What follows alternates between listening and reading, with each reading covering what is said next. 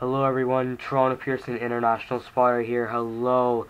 So today's video is about me going on the Toronto Pearson Airside tour for 2018. This is actually one of the best tours I've actually been on. I really like to thank Russ, the tour guide, for letting me go out and check out all the amazing aircraft and airlines such as Pakistan International Airlines, KLM, British Airways, and many more. I hope you guys enjoy this video. Now I'm going to have to stop here because this airplane is being towed. It's one of those situations where the plane arrived, it's come in, offloaded, and now it needs to come and be parked remotely, and then it'll come back to the gates later on. So this is the Boeing 767. Now normally they would come straight through the apron here, and everything on the right is talking to the Silver Tower right now. But because we've got some construction going on here, it's caused a bit of a mess, so they have to bring them in and out and in and out. It's a little bit confusing. There's WestJet's biggest plane, the Boeing 767 just landing, and it's got the big winglets on it. The one in front of us here, the Austrian Airlines Boeing 767, exactly the same, but they seat less people. And then the Rouge airplane over here is also a Boeing 767, and it has the same number as the WestJet plane, so they densified it, put more seats in. So especially yes.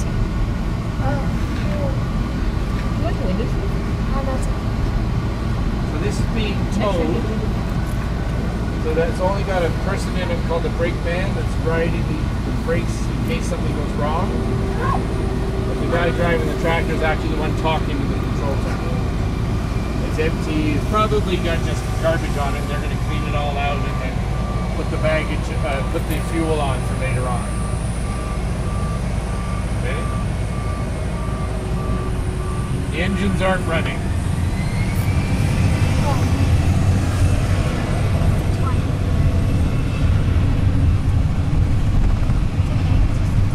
Remember I told you about the plane with the, I said the diameter of the plane is the same as an engine? It's this engine here. This airplane in the New Air Canada colors, the big black engine.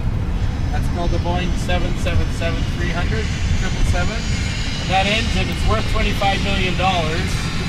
It's the same diameter as that airplane with the passengers sitting in it. So this is a lot of construction. This is all new. This didn't happen yesterday, so just started it. We're trying to improve the apron. We've got some changes to make. We're going to do some temporary expansion on this structure on the right. So every piece of construction we have to do involves a lot of security. There are 3 or 4 security guards right on the edges there, and everybody coming in and out has to have all the passes and everything. So it's very expensive for us to do construction, not just the actual work, but it's all the preparation and the planning, and then the actual impact of the work is huge as well because it causes congestion everywhere. So it's very awkward for us, but we have to do it. So this is another Boeing 767 coming in front of us, and then way up ahead of us is a Boeing 777. It's in the British Airways colors. This one's got passengers on board. It's running its engine. Probably shut one of the engines down to save fuel. Shut the left one down. Yeah, number 1. So you got quite the mix. 270 passengers there, and then on your right, the little propeller plane is 17 passengers.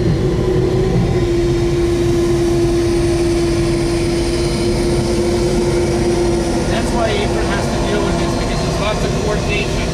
One coming in waiting for his gate, one wants to push. This is coming in, this is coming in, the next one won't. It's a WestJet, so it's going out. But I have to keep an eye on all of this stuff when you drive around. It's one of the fun things about this job.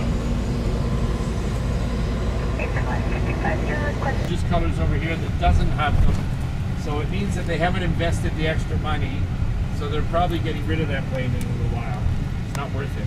And then there's a very good view of the 2 different type of wings here. The Boeing 787 Dreamliner is the one with the curved wing tips and the beautiful big engines. with a nice ending, the serrated back on them, and then the one next to it is the Boeing 777-300 with no winglets, a very, very powerful engine. And Apron Air Canada 117, gate 128 on the start. Air Canada 117, Apron, good afternoon. Gale East on lane 6, all taxi. Gale East, lane 6, climb taxi, Air Canada 117. I'll call 3436, radius exit. I'll go 3436, hold short of Alpha Golf 2165, yeah. Alpha Golf 2165, I'll go 3426, away.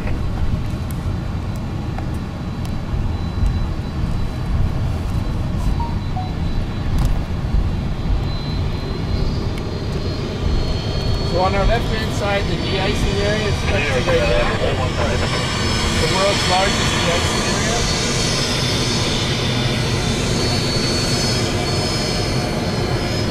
Run. In the winter. Is that true with most in the winter? Before they take it to me. Sometimes passengers inside when they go through. I've been inside. We're driving like that. Planes crossing over and we're driving, sharing room on the runway.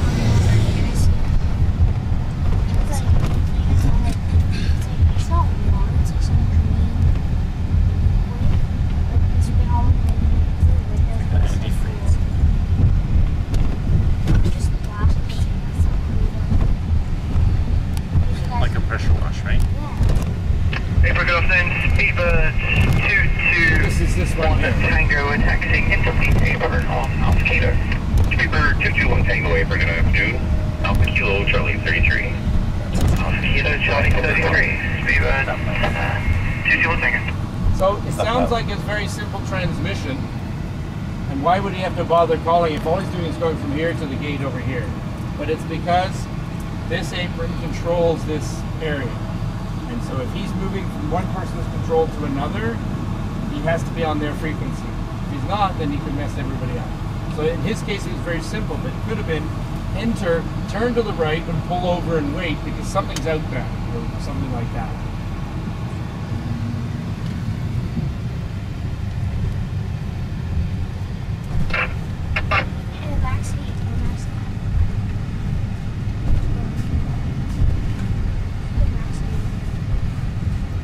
Something you get to do very often. That was 3080, I believe it is. Oh, look. Okay. It's a whole city with lots of things going on. There's a tree.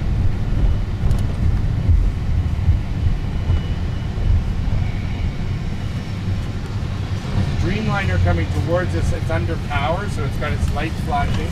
The Dreamliner's lights are different. The British Airways one, you see just a flashing blinking. You'll see this in a second. Really bright LEDs. They're going to turn into Bravo 15, and when they do, full sort of altitude.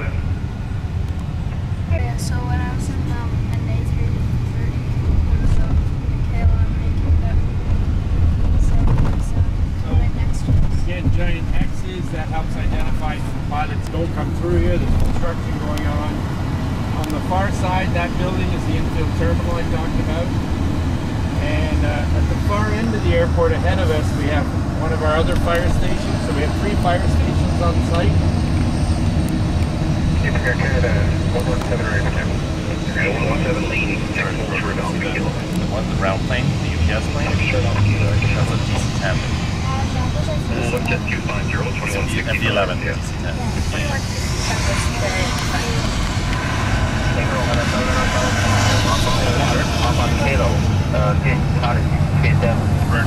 7975 Apron, good afternoon, Alpha Kilo Lane 5, Charlie 37. Alpha Kilo 5,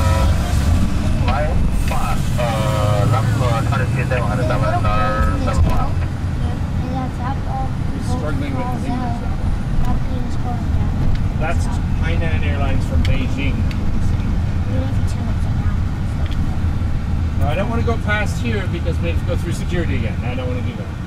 So this area is the end of our apron. The hangars are over here for the airlines. Air Canada, well, that's all their space. They'll use it for some of their partners as well. And then this piece here we've added, it's an old facility that was shut down for a while, and we renovated it a few years ago and opened it up so WestJet can fly and do a lot of flights connection hubs. So it's gives them a chance to compete with Air Canada, and it helps them grow their traffic. And the more connection traffic they can bring through Toronto, similar to Air Canada, the more traffic you can bring through Toronto, the more jobs it creates. So even though people aren't even flying to Toronto, they're flying through here to connect. You know, that's thousands of jobs.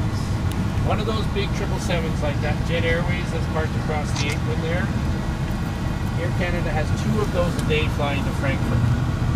If they would cancel one of those on a regular basis because they didn't have enough traffic to fill it, they could lay off 2,000 people.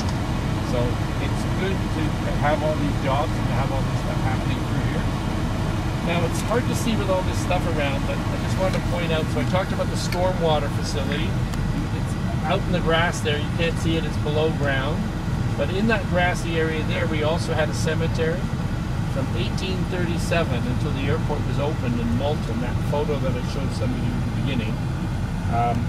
When that airport opened there, they stopped using the cemetery, but then nothing happened with it until we took over the property in 1996, and all of a sudden we had to do something with the cemetery because, well, basically we couldn't have it in the way when we were trying to grow in the future, and we didn't want people coming with flowers to leave things for people who've been gone for 100 years because they'd have to put vests on them and give them passes, and the flowers attract the birds, and we don't like that. So basically it was obvious we had to get rid of it. So we thought we had 400 people there, and it turned out there were 620 people. And you guys will appreciate this, but you didn't complain at all. So that's the north part of the airport. Basically, it's 3 kilometers from one end to the other. Our longest runway is this one parallel to us right here. It's just in case the below-the-wing staff don't work for WestJet. They work for a company they've hired here in Toronto. But all the above-the-wing, the people who deal with the passengers, the flight attendants, the pilots, the check-in agents, they all work for WestJet. And then in Terminal 1 with Air Canada, they're all Air Canada employees. Something like KLM will have ground crew. They may have 3 or 4 of their own employees here, but they'll have the ground handler and the flight attendant. And when the Emirates A380 is here today, it's gone already, but when it was here, there were 100 people involved with that flight being on the ground. So that's a lot of jobs 3 times a week. So they work for a ground handling company that then hires them for the other jobs for other companies. I'm going to drive around here. I'm going to find a few stop stores because I think you might want to get a photo of that Boeing 747, the beautiful blue KLM colors. And also there's a Pakistan Airlines Boeing 777 here. And that's called the 200 series with about 280 seats. And then China Eastern is also a Boeing 777, but it's called a 300 series. It's a longer plane. It's about an extra 100 seats. So you've got 3 different planes there. They're all beautiful to take. I just have to be careful where I stop. And then you got what I call the boring ones, all these little guys. Okay. So the Airbus 320 is 3 and 3 seating. The Boeing 737 is competing with that. This is a Q400, it's called. It's 2 and 2. It's a nice plane, but it's, yeah, propellers and boring. So here's the fuel truck for the Pakistan Airlines. He said he's pumping it from underground, so he doesn't have any fuel in there. The yellow hoses are providing air conditioning, and the red hoses are providing power to the aircraft. Now, I think I'm going to pull over here. I'm just going to step next to the aircraft, next to the vehicle, okay? Because I might have to move you if there's an airplane coming in here. And then we'll get back in and we'll go over to the 737. Look at that. Yeah.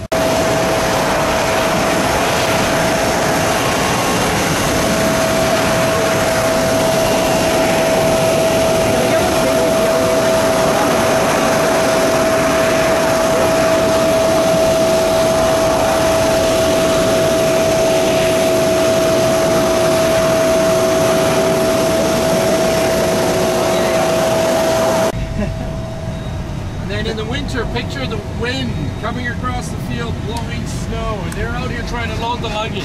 You got the white lines for these guys? White lines are for any vehicle. Oh, okay, so we're not in them right now. Right, so that's why I stopped. I have to enter out into to make the code. Okay, so this is the Boeing 777-300, the bigger version. What's coming in right here, this is an old Air Transat Airbus 310.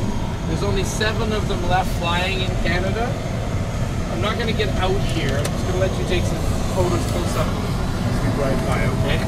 So again, we'll just, you want to see if you can get the fuel truck, you want to open the door and people can reach forward for a photo, but we're not going to get out, okay? Can you guys reach up, okay? Yeah.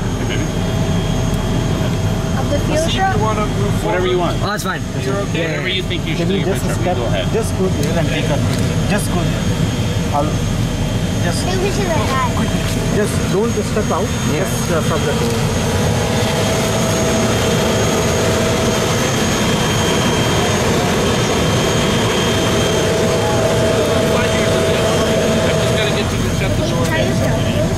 I want to see what.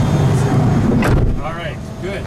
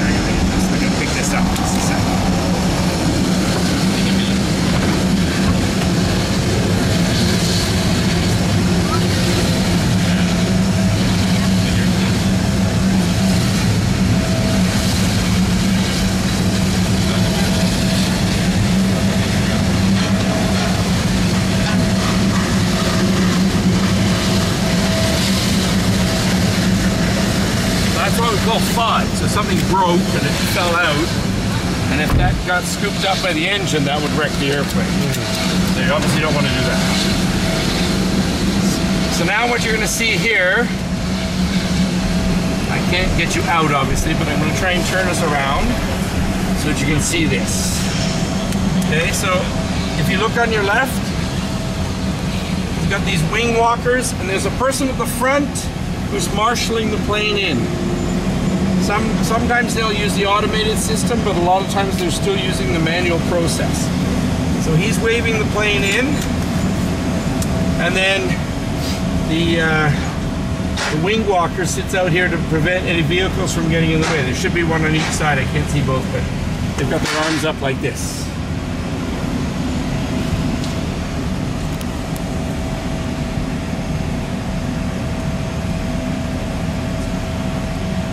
So British Airways and Pakistan Airlines are exactly the same airplane. They might be different inside based on how many seats they put in it. This one is the same style, but bigger, longer. And then that is completely different, but that is probably 30 years old. And the same size of passengers as this one in front of us. It's only got 2 engines. It's a big difference. Did you get some good photo? Yeah. Okay.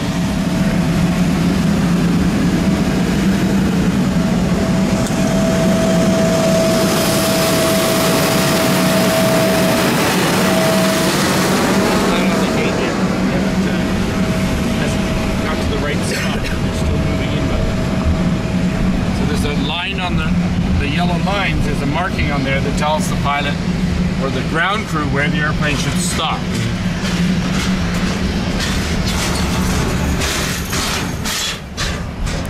So what I also want to show you, the baggage system, I talked about that, and I also want to show you what we call a pushback. So that was an arrival. You watch the marshal doing this. I want to find one pushing off the gate, and you can see what the ground crew do to depart a flight. So when you're a passenger and you're waiting and waiting, and then you finally get to go, well, you might have been waiting because the doors aren't closed or they haven't finished with something yet. But you might also be waiting just because they can't push back because there's something behind it. You can't always see. So the apron tells the pilot when he can push back, and then they tell them where to push to, what direction, and then they say, okay, get ready, and then when you're ready, you let us know, and we'll get the taxi instructions there. So a good example is straight ahead of us. They've already pushed it though, so they're just disconnecting the tow bar from this Airbus 319 here. And then this guy standing, I don't know if you can see, there's one person standing out here separately. So I'm gonna pull over. Oh, special sunwing. Yeah. So this guy out here, standing out on the yellow line by himself, is signaling to the pilot to stop to me. Okay? Now, in a second, he's going to wave it off, say it's okay, because I can tell that my crew are all finished. The pilot can't see if anybody's below me, right? But now they've waved it off, here's the call. Air Canada ready to taxi.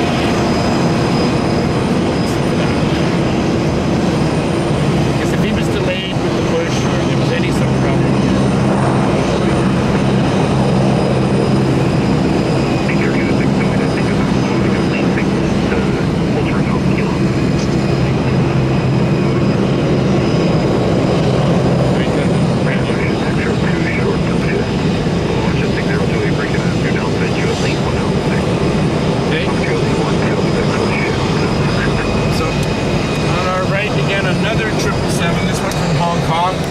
Pacific. The yellow one is Hainan Airlines. We heard that come in a little while ago with a bad accent. That's also from China, Beijing. And then you've got WestJet Sunwing and Air Transit, all the little 737 going somewhere hotly exotic probably. You don't need that today, it's a beautiful day. So with our construction, we've got lots of things we have to coordinate. We saw the X over there that closed the portion of the apron. We saw the construction on the other side. We've also had to close this gate somewhere. So that had to be coordinated. So they were waiting until we opened that infield terminal to do this construction because we couldn't afford to have this gate out of service. It's so tight every day. If we take the gate out of service, we could have planes waiting all over the place. How can the lights turn on? The lights on the top over there. I don't know. Maybe they were doing some work on Friday. They're not all here. Good observation.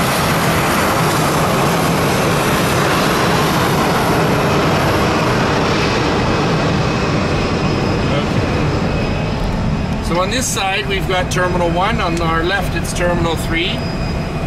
And at some point in the future, we may see them attached together. We also have in Terminal 1 here all these little propeller planes, the Q400s. They're all the regional domestic flights. So they're going somewhere exciting like Thunder Bay or Sault Ste. Marie. How do you request a push from the Black Hummer? What's that? Yeah, I wonder what that's out there for. I just got one of our tow bars, so he's pushing somebody. He probably doesn't realize it's hooked on, but I don't know why there's a Hummer out there. It's the first time I've seen one. Yeah, that's it. So, I just want to point again, these two airplanes are the same airplane, but they've got different winglets. So the older version here with the straight up winglets, that one there has them pointed up and down, but it's exactly the same airplane. Sorry, that's a Max 8. Yeah, so it's newer engines, newer winglets, but it's really the same designed airplane. It's a similar capacity. Still called the Boeing 737. But there's another one coming in here. This one is with the Sky Team. Delta. Delta? Yeah, see it from here? Yeah. So that's very unusual. Well, that's Get that in here. I'm going to turn us around. Yeah. But they don't fly 737s in here in general. Yeah, so for those who don't know, there's groupings of airlines. So there's one called Star Airlines, Air Canada's the major partner there. Another's called One World, which is American Airlines, British Airways, Cathay Pacific, a few others. And then there's another one called Sky Team, with Delta, Alitalia, Air France, KLM all belong. So in each of those,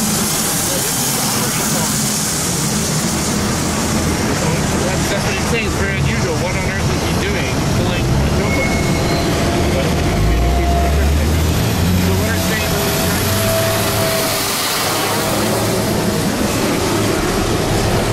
groupings have a rule that if you belong to our grouping, at least one of your planes has to be painted in our colors. So Delta has a 737 painted in it, but they never even bring 737s in here, so it's a very rare plane. So we'll get a quick photo of that.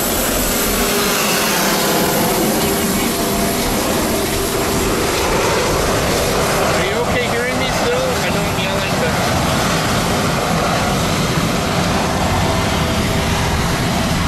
And then we'll come back and do the baggage.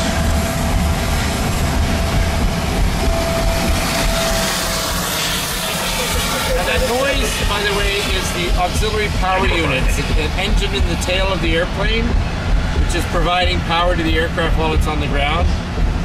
Now in KLM's case, they've turned it off because they've hooked it up to our power system. But the British Airways is probably, it's either very hot and they wanted to get extra power, or they're about to tow it away and they just didn't want to have to hook it all up for that. Okay, you going first. Oh, what's going on here? Oh, so the fire department are responding. I see the truck way off in the distance, and the safety officer here just got the call, so he's going to be responding as well. So it's probably a medical call, and he's got to go get the ambulance. That would be my guess. Push it 7178 for good afternoon. Sir, at your discretion, none of them I will call you back to the pushing process. So this is why the tours, I never know where we're going to go, what we're going to see. All my plans go awry when something like this happens. So right now they're not radioing that they're responding to anything on this frequency, but if he needed to advise, he would. Yeah. So it must be a medical. He's gone over to the terminal to deal with that. Usually that's what the calls are from the fire department. Entering an off-ramp to gate 166. He's probably gone to get the ambulance. So the ambulance has come onto the apron. They have to escort them.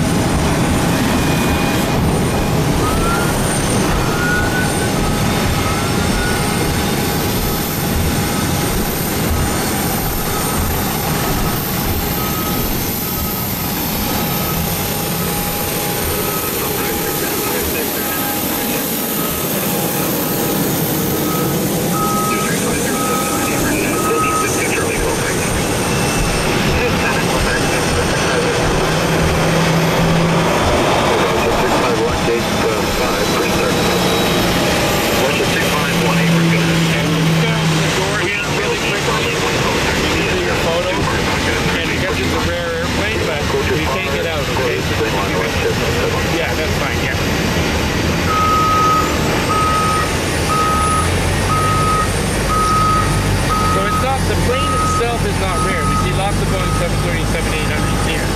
But the colors, there's only the one plane in that color. And an airline that has, 1,000 airplanes, that's pretty rare. Plus, they don't bring it into Toronto very often. Okay, anybody else? You guys good? Okay. Hello, Air Canada 119, Figure 119, we're going to have Noon Street back to the circle contacting. Back to the circle.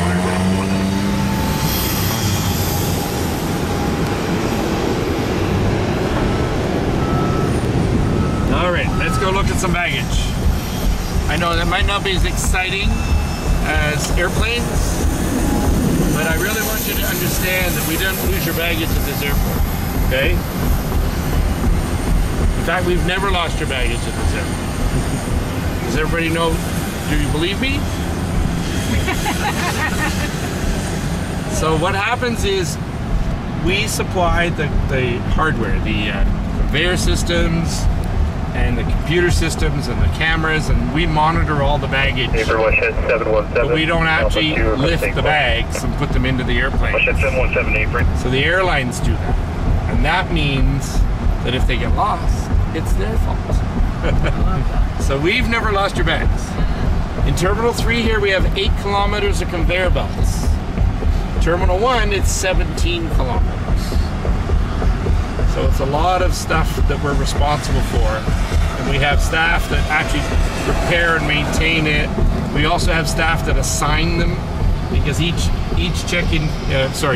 baggage conveyor belt, somebody has to know which one they're going to. When you're arriving off of a flight and it says to go to number 12 for your luggage, somebody had to make that decision, that's us. And then we also decide where the check-in counters are for each flight, although those generally don't change unless we've got mechanical issues. And we decide where the airplanes park. So the airplane parks based on where it's coming to or going from, coming from or going to. So domestic in this section, no customs access. If they're going to come in from, say, Vancouver on this one and go out to an international flight, they have to tow it like they did. So maybe it came in from Europe, and they're going to tow it around and they'll go out to Montreal at 5 o'clock. They have big 5 o'clock flight usually by Wi-Fi.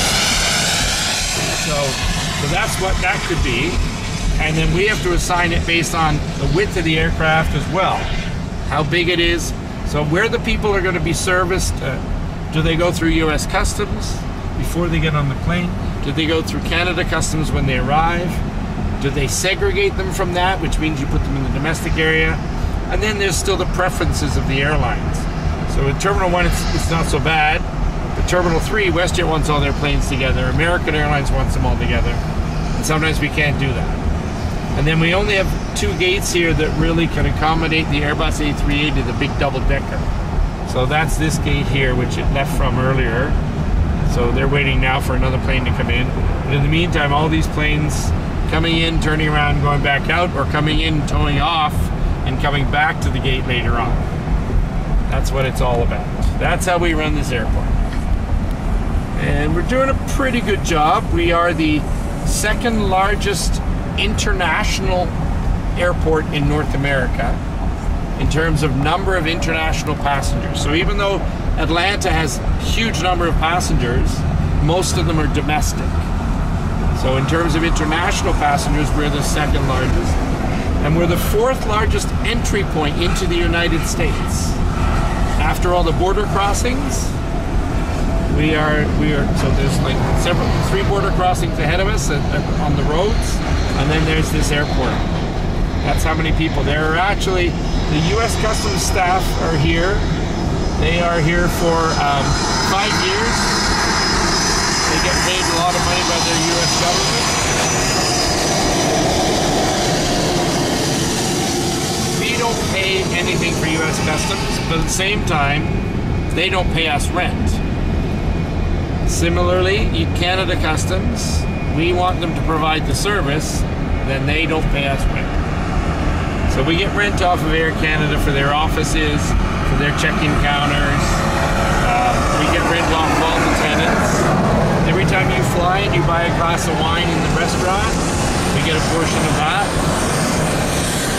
And then we get those landing fees I was talking about. So each plane pays a landing fee. And then you pay a lot of money to park your car here. And we are the largest commercial parking operator in the country. So we make good money on our parking revenue. We have 20,000 parking spots. All right, so now I'm gonna ask you to leave your cameras in here. I'm gonna lock the doors, okay? Because we're gonna go into baggage. I try only to do one a day. I do about 150 a year. We only do about 7 Saturdays a year. It's just too much. I'm only one person. So we don't have a lot of people tied up with this because there's just too much else going on. Everybody's got other jobs. They decided to work on one person.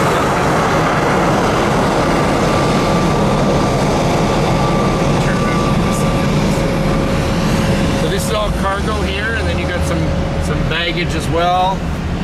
So you can see even all the lines mean something. So the red and white lines on the apron, that signals where you can park and where you can't. But if everybody just parked wherever they wanted, we'd end up not only blocking airplanes, but we'd also have problems with the, people arguing with each other. Well, that's my airplane coming in, I need to park close to it. Well, sorry, someone else beat you to it. That doesn't really work anymore, so. And then the baggage that you saw, that's only for the flights going out of Canada to the overseas. The baggage in here is for the flights to the States. And then we have 2 areas like that for domestic flights. And same thing in Terminal 3 where we divide it up as well. So they're going to be working through the weekend to get this work done because this has got a huge impact on the operation right now. The idea is to expand this apron so we can start parking these Austrians and all that on the terminal more frequently rather than having to do moving it back and forth.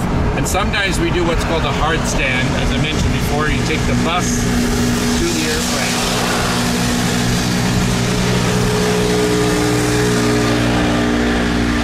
So what they would do is park the airplane here, bring the bus here, and a whole bunch of people get involved. And the passengers get off and come by bus to the terminal building. We do that a few times a day already. Trying to avoid that.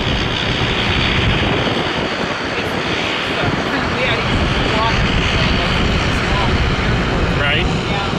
That's very common, especially in a place where they don't worry about the weather. In Toronto, obviously, that will. Oh, in the winter? Oh, okay.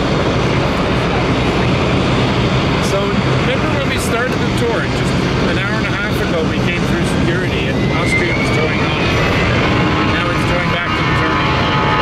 In that hour and a half, we were able to get back in for another flight. So it seems like there's been a bit of a race. They started to schedule it where we came in and just stayed for 2 hours. They schedule it based on their hub in Vienna and how that works with their connections. So each of the airlines make different decisions. So at 1:30 in the morning, we have 4 big international planes that fly out to Asia. And the reason is because they want to get to their hubs at 5 in the morning and make all their connections. So we had to debate whether we allowed that because that's a lot of, not noisy, but they're quieter aircraft, but there's still a lot more traffic at night than we want. But at the same time, each of those planes carried 300, 400 people. That's good revenue for us. If the airline says, well, we're just not going to do that, we're not going to come to Toronto if we can't fly out in that hour, it's kind of say, okay. But we looked at, there was another airline that wanted to fly a plane like this, landing here at 3 in the morning and going out at 5. And I said, first of all, who on earth is going to want to do that? But second of all, it was only 100 people. So why would we bother to allow that to happen when it's only 100 people? But if it's 400, well, now we're starting to consider it worthwhile economic. Well, the airport's 24 hours anyway. We have to be because we're being international airport. There can be emergencies landing. We're limited from the federal government with a certain number of movements per year that can take place at 30 and 6:30. And so that's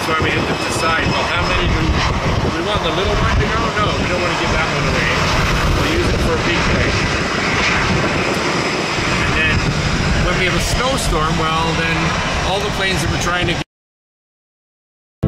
Let me know.